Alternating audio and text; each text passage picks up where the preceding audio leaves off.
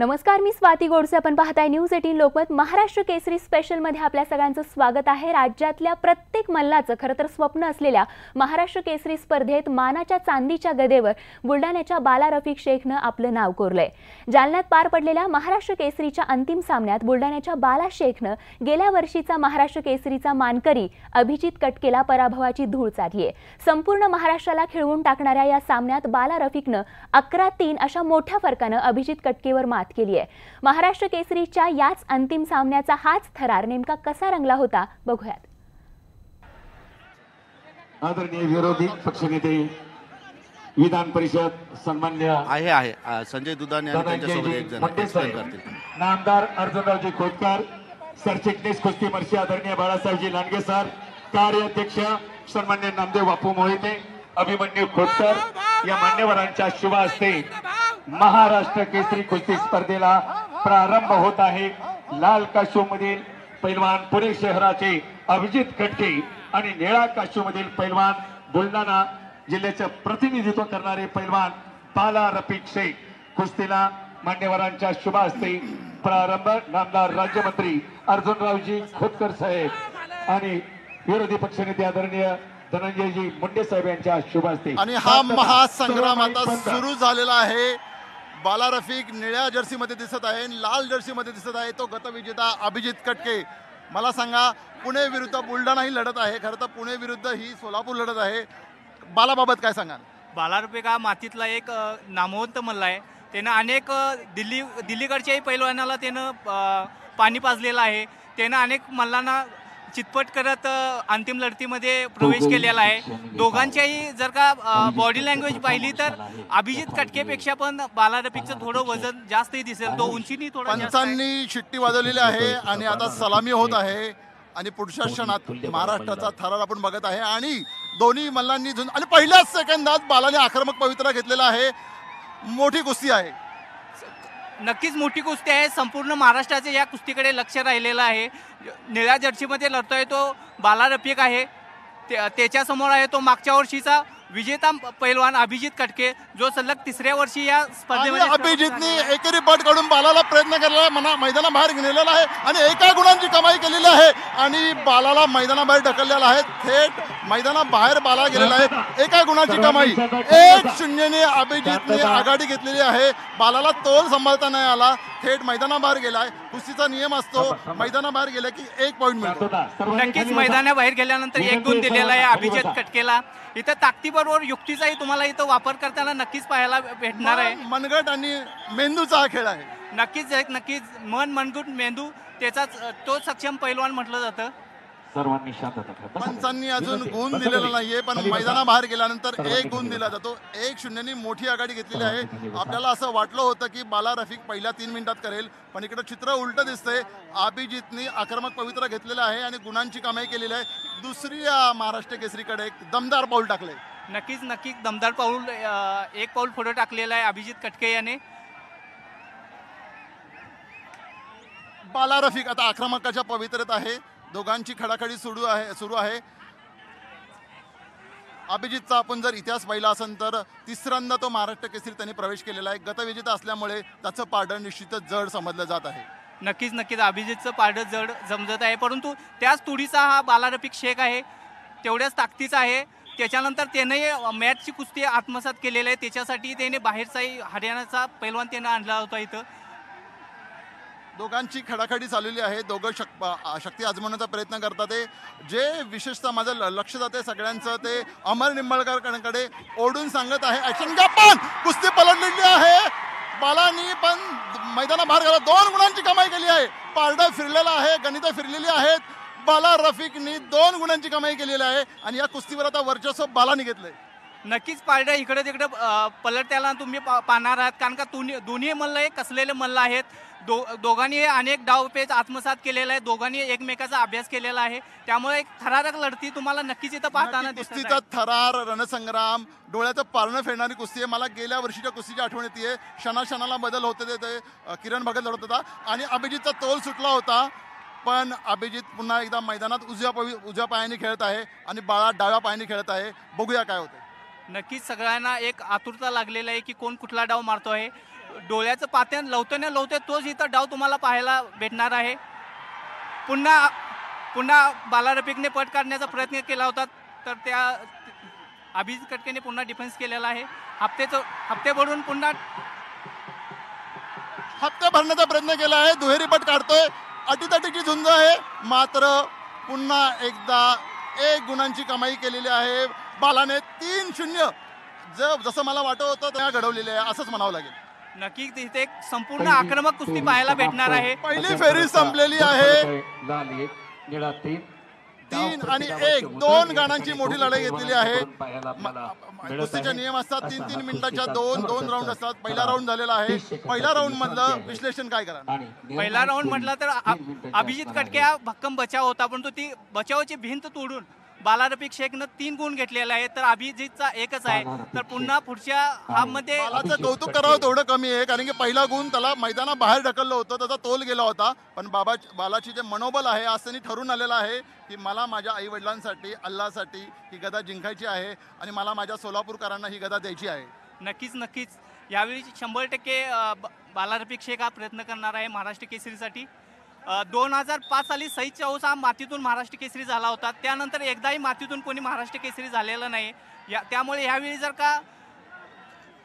का मातीतून महाराष्ट्र केसरी झाला तर एक 13 वर्षानंतर मातीवरचा महाराष्ट्र केसरी होण्यासाठी बाला पुन्हा आक्रमक होत आहे. पूर्णपणे बालाने आक्रमण केले. अभिजित बचाव करतोय. दोघांची अटीतटीची झुंज, वाघ सिंहाची झुंज आहे. ह्या स्पर्धेचं ब्रीदवाक्य आहे, झुंज वाघांची. नक्कीच झुंज वागायची इथं पाहायला भेटते. दोघेही आक्रमक पवित्रामध्ये खेळत आहेत. अभिजित कटके पिछडे असल्यामुळे नक्कीच तो डाव करण्याचा प्रयत्न करणार आहे. तो पुन्हा पहिल्या हाफपेक्षाही जास्त आक्रमक होताना पाहायला दिसणार आहे.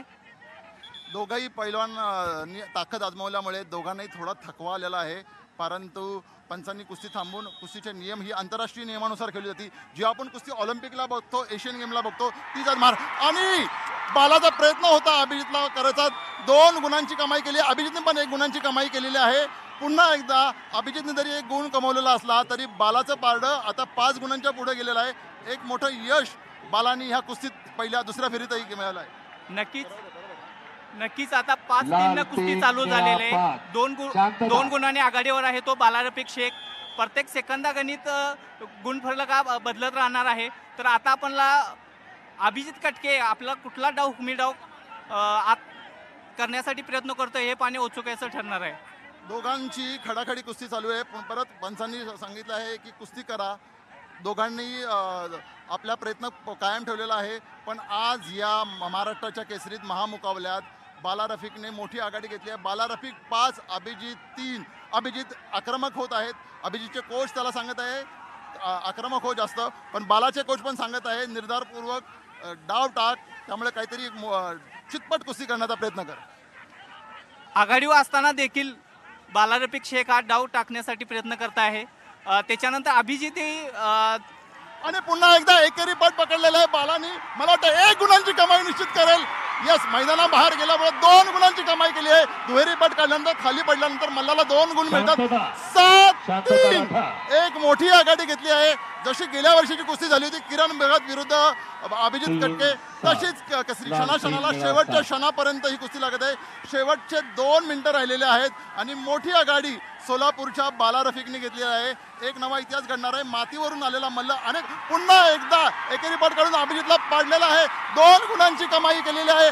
9-3 मोठा असा विजय बालाच्या हातात आहे. मातीवरून आलेला मल्ल, चितपट करणारा मल्ल, एक घातकी मल्ल म्हणून ओळखला जात होता. धक्कादायक विजय नोंदवला झाला. बालाचं कौतुक करावं तेवढं कमी आहे. मातीवरून आला होता.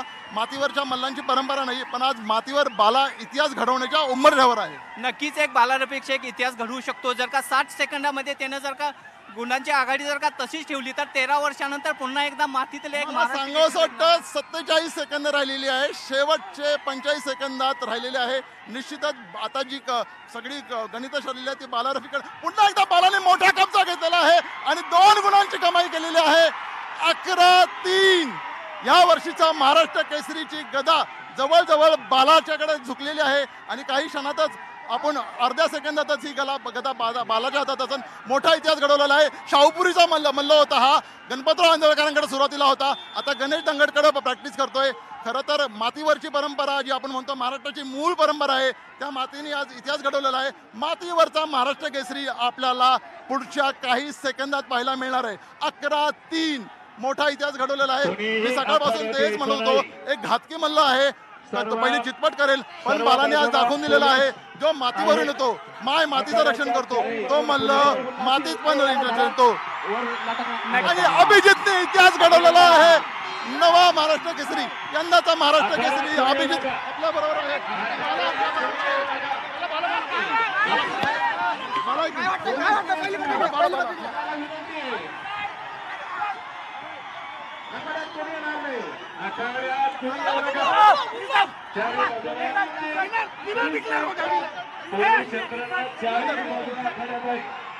हॅलो हॅलो हॅलो बाला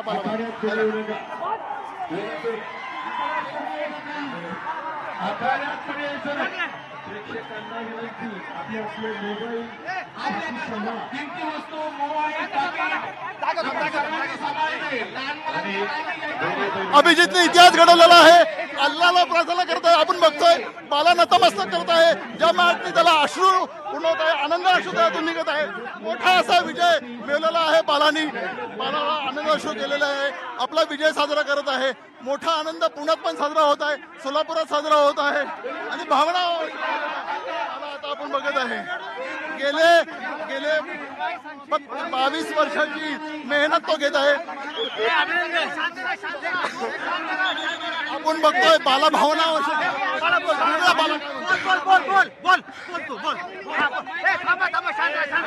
मी एकतर माझ्या पहिल्यांदा गुरु हिंदकेसरी गणपत आंदोलकर यांचा त्यांना ही कुस्ती अर्पण करतो. आणि माझ्या वस्तात गणेश दांगड, गोरख वांजळे आणि गणेश गुले आणि माझ्यावर प्रेम करणारी सर्व जनता यांचे मी मनापासून आभार मानतो. महाराष्ट्र केसरी स्पेशलमध्ये आपल्या सगळ्यांचं पुन्हा एकदा स्वागत. महाराष्ट्र केसरी स्पर्धेत बाला रफिक शेखनं मिळवलेल्या या यशानंतर बाला रफिकचे कुटुंबीय यावेळी अत्यंत भावुक झाले होते. यावेळी त्यांना आनंदाश्रू आवरणं कठीण झालं होतं. तर बघूयात आपल्या मुलाला मिळालेल्या या यशानंतर कुटुंबियांनी साजरा केलेला तो आनंदी क्षण नेमका कसा होता. बोलण्यात किती तथ्य आहे, परमेश्वर बघतोय तुमच्या बोलण्यात किती तथ्य आहे. मला सांगा काय कष्ट घेतले गणपतराव आंदोलकरांनी, काय कष्ट घेतले? खूप कष्ट माझ्यासाठी. तुम्ही पण आज किती कष्ट घेतले. तुम्ही एवढं बालारफीसाठी एवढं ठणकावून सांगितलं म्हणजे सोपं नाही. मला सांगा, हे तुमचे अश्रू आहेत, आता काय विजय उत्सव साजरा करताय? आनंदाचे माझ्या जीवनातला सगळ्यात मोठा आनंद. बालाची आई आपल्या बरोबर. आम्हा मी तुम्हाला म्हणतो होतं अल्लाह आपल्या मागे आहे. काय चमत्कार अल्लाहने कर दिया चमत्कार. म्हणजे आता तुम्ही काय प्रार्थना करणार, कसा आनंद अपने खुदा से लड़ रही थी मैं खुदा से. बाळाचे आई वडील भावनावशी झालेले आहेत, आनंद अश्रू त्यांच्यातून निघत आहे, सगळा परिवार भावनावशी झालेला आहे. मुझे बताइए क्या खुशी है आपके मन में? बहुत खुशी है मेरे दिल में. मेरे देवर आज महाराष्ट्र केसरी बन गए, इसलिए मैं बहुत खुश हूँ. मुझे बताइए आप बहुत खुश हूँ मैं. मेरे भाईजान जीते, मैं बहुत खुश हूँ. चाचा इथे छोटासा आहे, चाचाने कुस्ती जिंकलेली आहे. बोलेंगे? चाचाने गदा जिंकलेली आहे. बाल गोळ्यापासून सगळ्यांना आनंद आहे. मला सांगा आता आपण गेल्यानंतर बालाचं कसं स्वागत करणार आहे घरी? करणार आहे मी, स्वागत करणार आहे ना. मनात माझ्या जेवढं आहे तेवढं करणार आहे.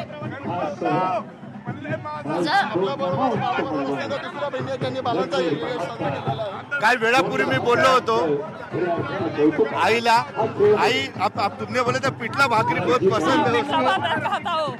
पिठले भाकर में का बच्चा है मेरा, वो बहुत कष्ट करके मैं वो बच्चे को डाली. ऐसे गरीबी में का बच्चा है, हम श्रीमंती नहीं है हमारी. और खुश है. बाला को क्या खिलाने वाले तुम? पिठला भाकरी खिलाने वाली है पसंद का? तमन्ना थी कि भाईजान इस साल महाराष्ट्र केसरी बने, यही तमन्ना हमारी पूरी हुई. लेकिन अभी रोने का क्या है, तो खुशी का आंसू है. खुशी के आसार है, खुशी के आसार है. अभी क्या बोलने वाले तुम जाके?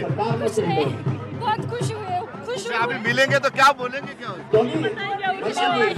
हमारे पास बोलने के लिए वर्ड्स ही नहीं है। कुछ तो बोलिए। बहुत खुशियाँ मनाएंगे, हम मनाएंगे। क्या खिलाएंगे भाईजान को? कुछ भी जो मांगेंगे खिलाएंगे। कुछ भी खाता हो, कुछ भी खाता हो, कुछ भी दे उसको, कुछ भी खाता हो, पिछला भाकरी तो स्पेशल है। कुछ भी खाता हो। क्या कुछ बोलते, कुश्ती की बात करते थे तुम्हारे साथ में? क्या घर में कुश्ती की बात करते कुश्ती की बात करते थे, उनकी यही ख्वाहिश थी कि वो महाराष्ट्र केसरी जरूर बनेंगे और ये ख्वाहिश पूरी हो गई है आज। अच्छा, तुमको लगता था, थोड़ा आगे आओ ना दीदी, तुमको लगता था शुरू हो बनेंगे, लगता था हमें। उन्होंने बहुत मेहनत करी इस साल, पुणे में आए, मेहनत करी, बहुत मेहनत करी। घर पे कभी आते नहीं थे वो। पहला अटैक उसने करा, तब तुमको क्या लगा कि बंदा जीतने वाला है? क्या पहला अटैक बाला ने जब करा तब लगा कि जीतने वाला है? हम लोगों को पूरी गारंटी थी कि वो आज जीतने वाले हैं। हम सब लोग आए थे उसी सब से कि हम गदा लेकर ही जाएंगे, जीतेंगे इसलिए तो आए थे। अच्छा, जीतने वाला था बोल के। चलो, तुम्हारे दुआएं काम आ गई। दुआएं अल्लाह दिल से दुआ की थी अल्लाह कि हमारे देवर को अच्छे से अच्छा महाराष्ट्र केसरी बनने दे और उन्हें अच्छी कामयाबी दे। अभी कब मिलने वाले? अभी हम जाते समय मिलेंगे ना लेकिन अब कैसा मिलेगा? बहुत लोगों में अभी हमारे घर पे भी आने वाले ना। अभी यहाँ तो बहुत लोगों में घिर गए ना। मिलेंगे ना, मिलेंगे ना, मिलेंगे आपण बघता अगदी साधी भोळी फॅमिली आहे बालाची, ज्यांना अश्रू अनावर झालेले एकंदरीत. आणि माताजी उनकी माताजी आई अम्मा इधर आओ, अम्मा इधर आओ, अम्मा इधर आओ. ही बाला रफीकची आई आहे, ती काकू होती. अम्मा क्या बोले? बहुत खुशी हो गई हमको, बहुत मेहनत करा बच्चे ने, बहुत खुशी हो गई. महाराष्ट्र केसरी गदेसाठी ज्यांनी पंच म्हणून